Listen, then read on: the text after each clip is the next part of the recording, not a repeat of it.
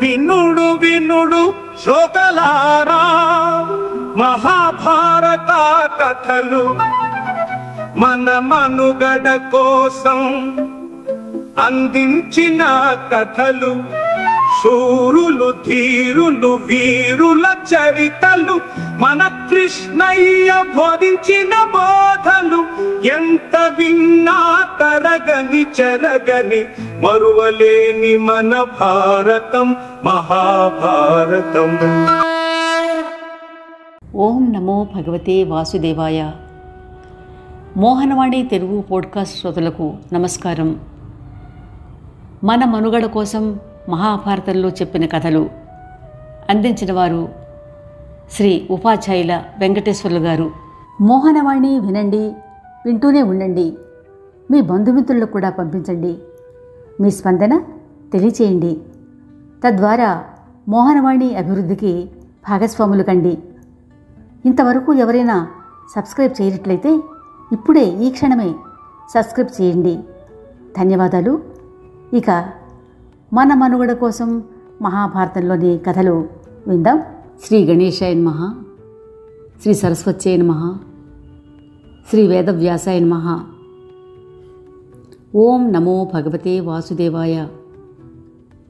నారాయణం నమస్కృత్య నరం చైవ నరోత్తమం దేవీం సరస్వతీం వ్యాసం తతో జయముదీరయేత్.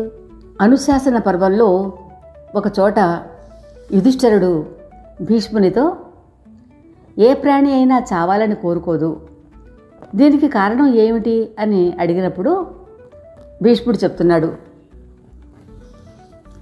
యుధిష్ఠిరా, ఈ లోకంలోని ప్రాణి ఉన్నత స్థితిలో కానీ నీచ స్థితిలో కానీ ఉన్నా, శుభంలో కానీ అశుభంలో కానీ ఏ అవస్థలో ఉన్నా అందులోనే సుఖం ఉంది అనుకుంటుంది. చావడానికి మాత్రం ఇష్టపడదు.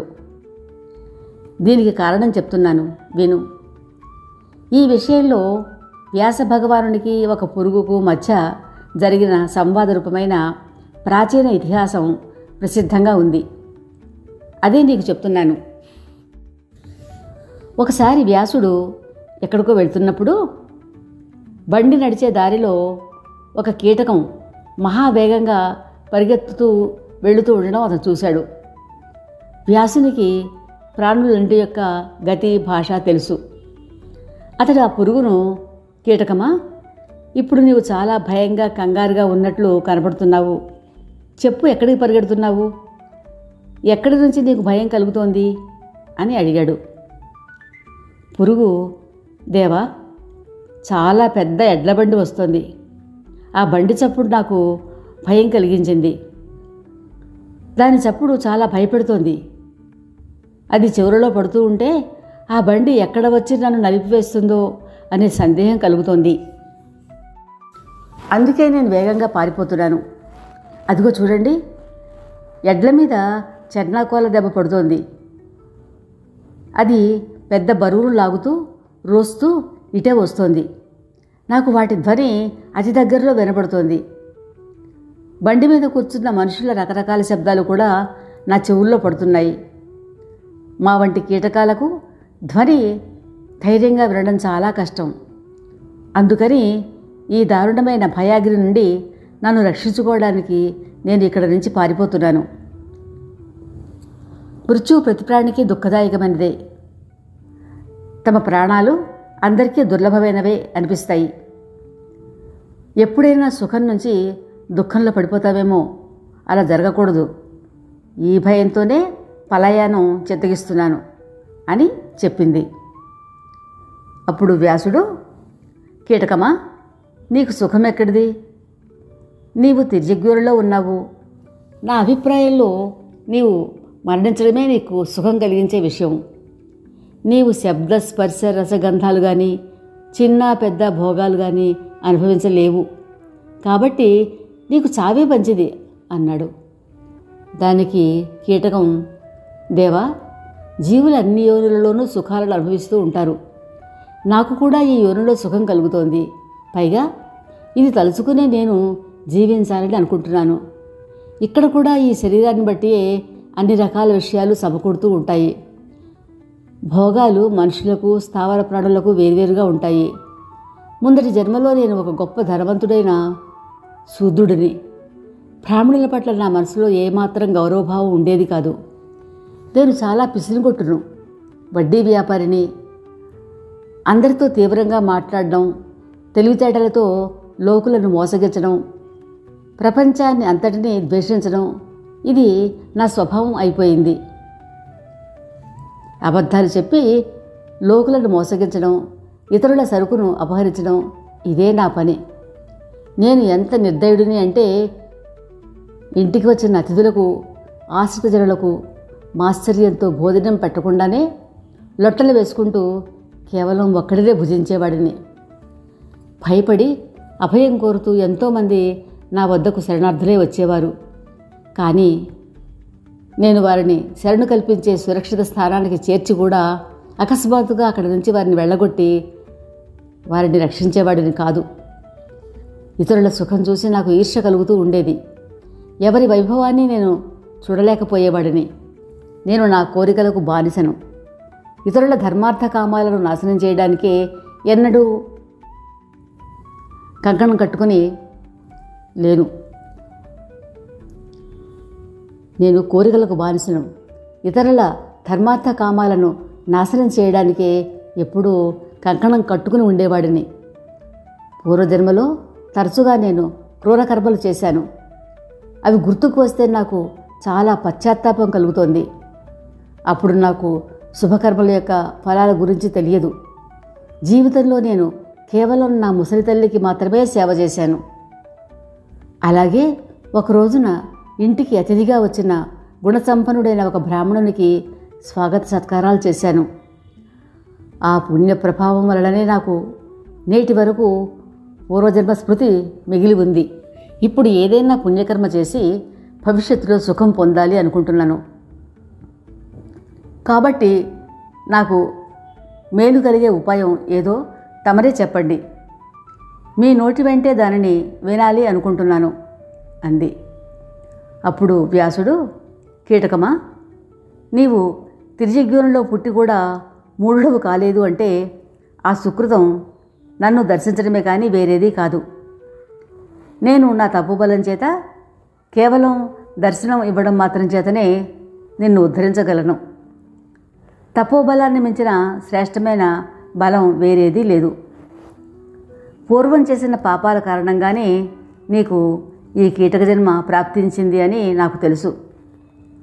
ఇప్పుడు నీకు ధర్మం పట్ల శ్రద్ధ ఉన్నట్లయితే నీకు తప్పకుండా ధర్మం కలుగుతుంది. దేవయోని తిర్యగ్యోనులలో పడిన ప్రాణులు ఈ కర్మభూమిలో చేసిన కర్మల ఫలాన్నే అనుభవిస్తారు. అజ్ఞానులు చేసే ధర్మం కూడా కోరికలను అనుసరించే ఉంటుంది. అలాగే వారు కోరికలను నెరవేర్చుకోవడానికే గుణాలను స్వీకరిస్తారు. సరే, ఒకచోట ఒక ఉత్తముడైన బ్రాహ్మణుడు ఉంటున్నాడు. అతడు జీవితంలో ఎప్పుడూ సూర్యచంద్రులను పూజిస్తూ ఉంటాడు. ప్రజలకు పుణ్యకథలు వినిపిస్తూ ఉంటాడు. అతనికే నీవు కొడుకుగా జన్మించి విషయ సుఖాలు పంచభూతాల వికారాలే అని తలచి అనాసక్తితో వాటిని అనుభవిస్తావు. అప్పుడు నేను నీ వద్దకు వచ్చి భ్రమ విద్యను ఉపదేశిస్తాను.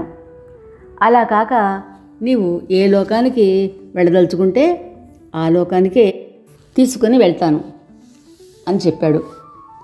భీష్ముడు చెప్తున్నాడు, యుధిష్ఠిరా, వ్యాసుడు ఇలా చెప్పగానే ఆ కీటకం సరే అని తలచి అతని ఆజ్ఞను తలదాల్చి దారి మధ్యకు వచ్చి అక్కడ ఆగిపోయింది. ఇంతలో ఆ పెద్ద బండి అక్కడికి వచ్చింది. దాని చక్రం కింద పడి నలిగి ఆ కీటకం ప్రాణం వదిలింది.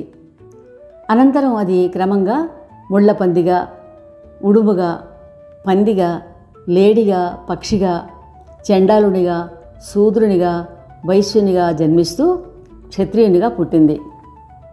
అప్పుడు అతడు వ్యాసమహర్షి దర్శనం కోసం అడవికి వెళ్ళాడు. అతడిని గుర్తించి అతని పాదాలపై పడ్డాడు.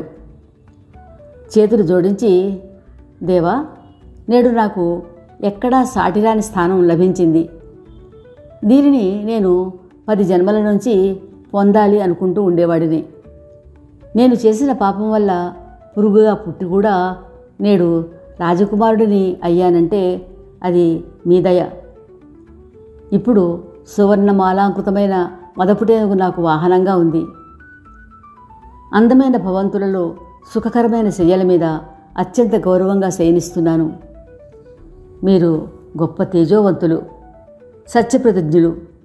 మీ అనుగ్రహం వల్లే నేడు నేను కీటక జన్మ నుండి రాజపుత్రుడిగా అవతరించాను.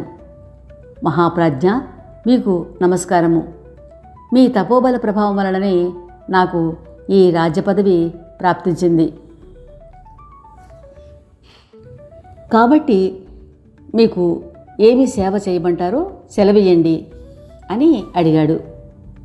వ్యాసుడు, రాజా, నేడు నీ మాటలతో నన్ను చక్కగా స్తుతించావు. ఇంకా ఇంతవరకు నీకు ఈ కీటక జన్మ యొక్క కలుషిత వాసనలు ఉన్నాయి.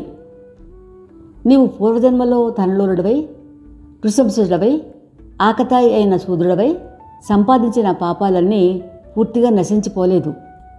కీటక జన్మలో కూడా నీవు నా దర్శనం చేసినందువల్ల కలిగిన పుణ్యం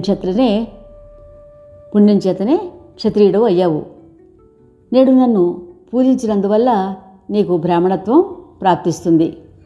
రాజకుమారా, నీవు రకరకాల సుఖాలు అనుభవించి చివరికి గోవులను, బ్రాహ్మణులను రక్షించడానికి యుద్ధంలో నీ ప్రాణాలను ఆహుతి చేస్తావు. తదనంతరం బ్రాహ్మణ రూపంలో అధిక దక్షిణలు కలిగిన అనేక యజ్ఞాలు చేసి అవ్యయ బ్రహ్మస్వరూపుడవై అక్షయానందాన్ని అనుభవిస్తావు అన్నాడు. భీష్ముడు చెప్తున్నాడు, ఆ కీటకం ఇప్పుడు క్షత్రియునిగా పుట్టి ఉగ్రమైన తపస్సు చేస్తూ ఉంటే వ్యాసమహర్షి అతని వద్దకు వచ్చి, క్షత్రియులకు ప్రాణులను రక్షించడమే ధర్మం. నీవు శుభాశుభములను గూర్చిన జ్ఞానం సంపాదించు. నీ మనసును, ఇంద్రియాలను అదుపులో ఉంచుకొని ప్రజలను పాలించు. దానం చేస్తూ ఆనందంగా ఉంటూ ఆత్మజ్ఞానాన్ని పొంది జీవితకాలమంతా స్వధర్మాన్ని పాటించి క్షత్రియ శరీరాన్ని విడిచి బ్రాహ్మణత్వాన్ని పొందు అని చెప్పాడు. యుధిష్ఠిరా, వ్యాసమహర్షి మాటలను విన్న రాజకుమారుడు ప్రజలను ధర్మబద్ధంగా పాలిస్తూ ధర్మాన్ని పాటిస్తూ కొద్ది రోజుల్లోనే యుద్ధంలో శరీరాన్ని విడిచి మరుసటి జన్మలో బ్రాహ్మణుని ఇంట పుట్టాడు.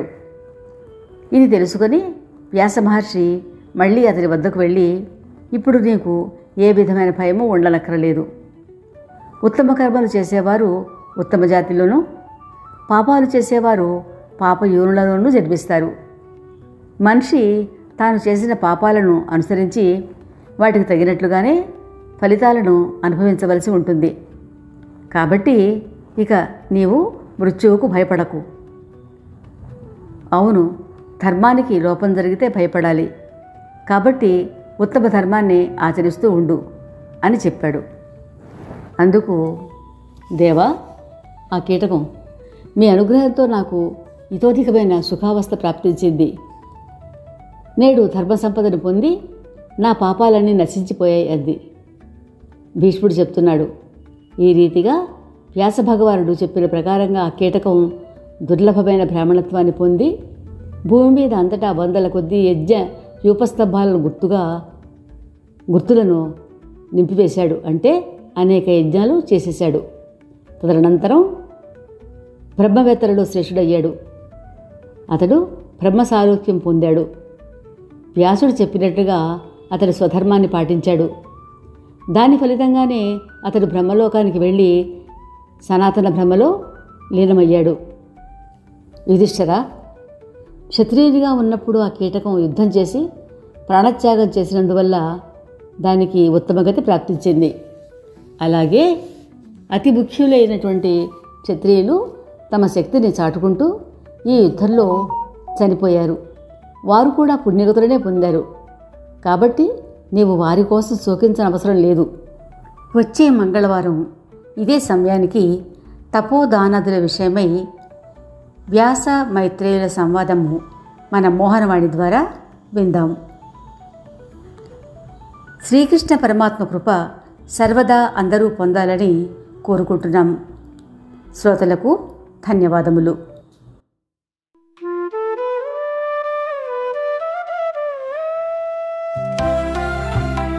సత్సంగం సత్సంగం భగవంతుని లీలలు, సాధు సత్పురుషుల గాథలు, మహాత్ముల జీవిత గాథలు, భగవంతుని తత్వం తెలుసుకునే ప్రయత్నమే సత్సంగం. ఈ సత్సంగం వినండి, వినిపించండి, వింటూనే ఉండండి. సత్సంగం, ఈ సత్సంగం.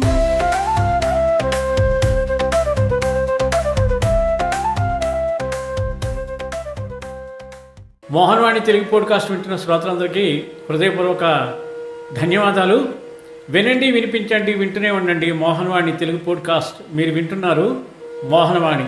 మా కార్యక్రమాలు మీకు నచ్చితే ఇప్పటివరకు మా ఛానల్కి సబ్స్క్రైబ్ చేసుకోకపోతే వెంటనే ఈ క్షణమే సబ్స్క్రైబ్ చేసుకుని ఆ పక్కనుండే బెల్ బటన్ని మ్రోగించి అందరికీ షేర్ చేసి మీ విలువైన కామెంట్ను కూడా చేసి మమ్మల్ని ప్రోత్సహిస్తారని కోరుతున్నాను.